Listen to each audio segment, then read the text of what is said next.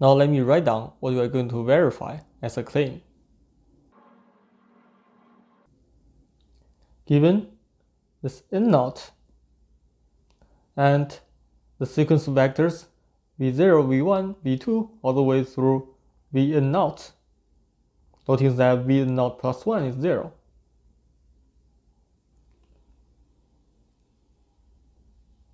The claim number 1 is this n0 is precisely n, which is the dimension of v minus 1.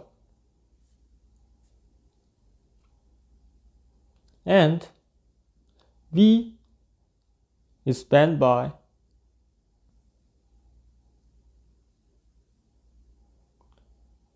v0, v1 through vn. This is the first part of the claim. The second part of the claim will show that v0, v1 through vn satisfy the properties 1, 2, and 3 in the theorem with lambda naught equal to n, which is also n naught. Let me quickly remind you of what they are. So these are the three properties we're going to verify. Here you only see n. There's no lambda. But lambda appears in our construction related to the eigenvalues. So we'll show that lambda naught is equal to n naught, which is also n. And we're going to check number 1 and 2 together.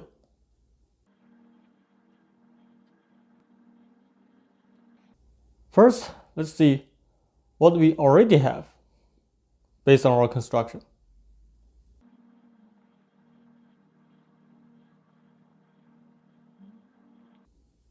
First, we have pi of h applied to vi equal to lambda naught minus 2i applied to v sub I. This is what we derived right here.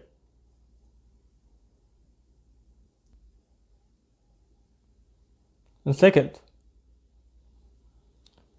pi of e applied to v naught is 0. Why is this so? This is based on our choice of v naught. There exists such a v naught is pi of e applied to v naught equal to 0. So this is from number 3 above.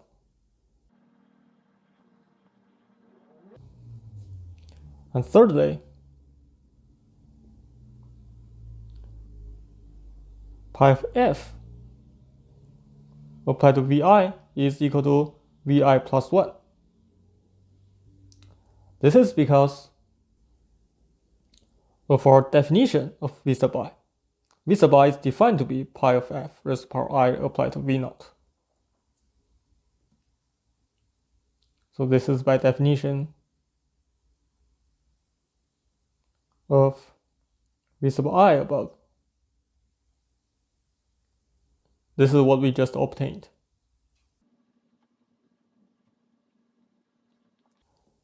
Now comparing these three with these three, we see that it remains us to prove that pi of e applied to vi is this thing, scalar multiple of vi minus 1, as well as n equal to n naught equal to lambda naught. Then we are done.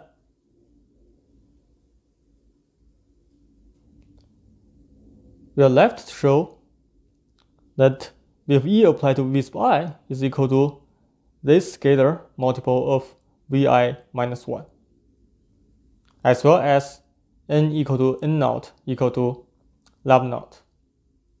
Then we are done. So let's continue.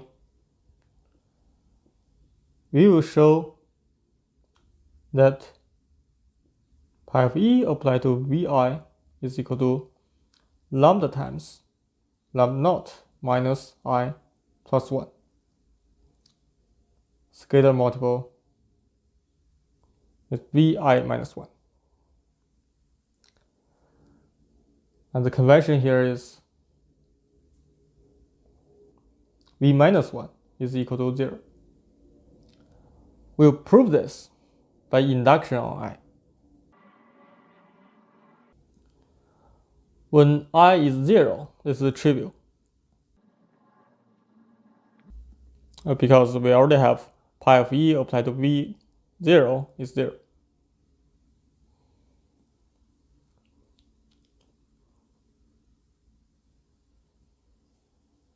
Now assuming this holds for I, and we will prove this for the case I plus 1.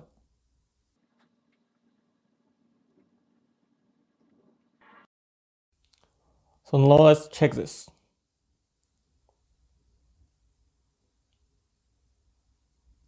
Indeed, pi of e applied to v sub I plus 1 is pi of e applied to pi of f applied to v sub I.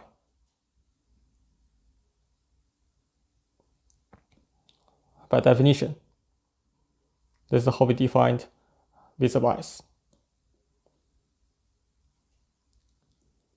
And because pi is a Lie algebra homomorphism, we write this as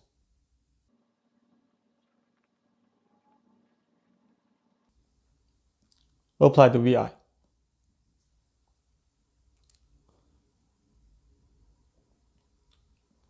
Now what is the Lie bracket of e with f? Based on a formula, this is h.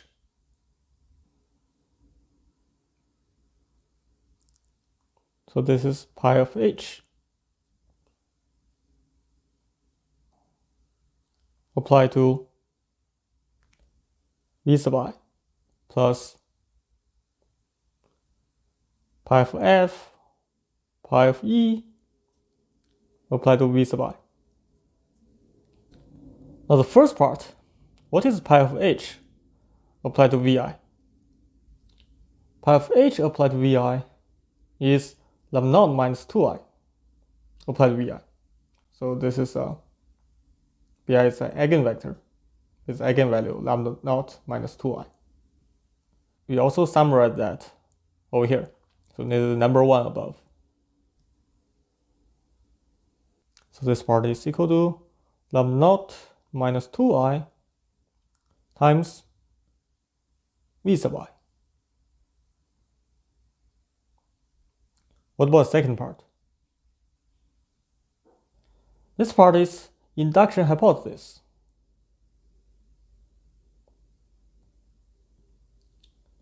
Because this is pi of e applied to vi, where this equation holds.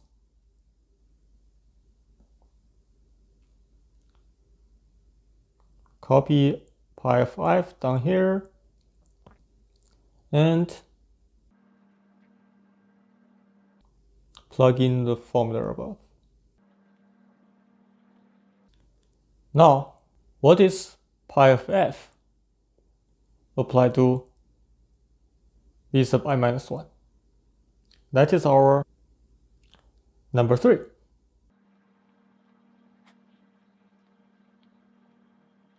So this gives us something really nice.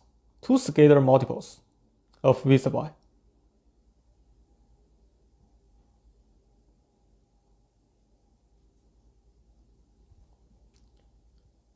And we simply combine them.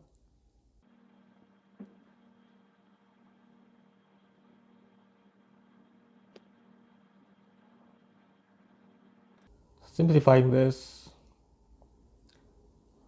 is actually minus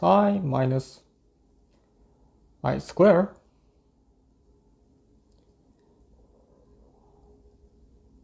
pulling out 1 plus I. This is what we get, which finishes the induction.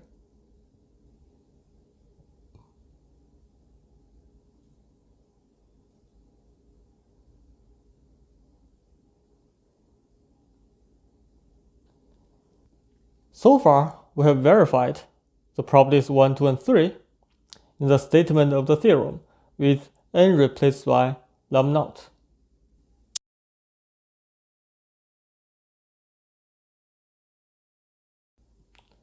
And next we're going to show